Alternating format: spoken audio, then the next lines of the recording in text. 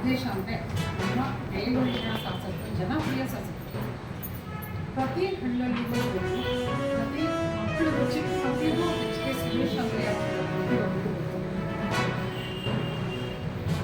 ನಾವು ಬೇಲೂರು ತಾಲೂಕಿನ ತುಂಬ ಅಭಿವೃದ್ಧಿ ಕೆಲಸಗಳಾಗಿದೆ.